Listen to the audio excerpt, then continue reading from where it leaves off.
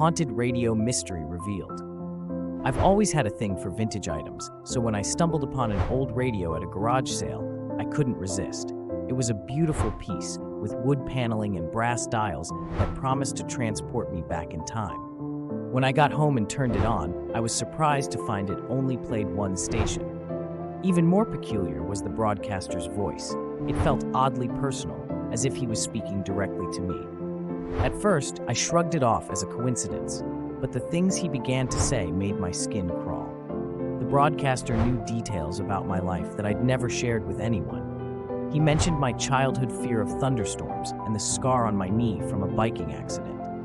I tried switching stations, but the dial wouldn't budge.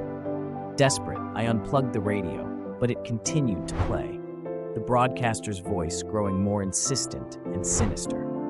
He started predicting my actions, describing what I was wearing, and even what I had for breakfast that morning. It was like he was watching my every move, and I couldn't escape him. I decided to confront the man behind the voice.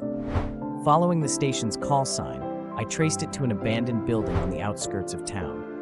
The place was decrepit, with broken windows and graffiti-covered walls.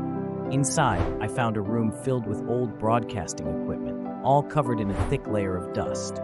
And there, in the center, was a microphone, still warm to the touch. But the place was empty. No one had been there for years.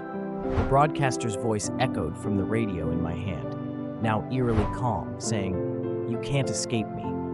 Panicking, I smashed the radio to pieces, hoping to silence the voice forever.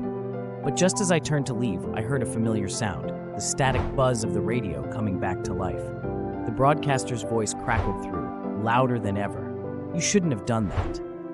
I felt a cold breath on the back of my neck and turned around to find nothing but darkness. The voice laughed, a low, chilling sound that resonated in my bones, saying, "I'm closer than you think." The cold breath on my neck turned to an icy grip, and I knew then I was never alone.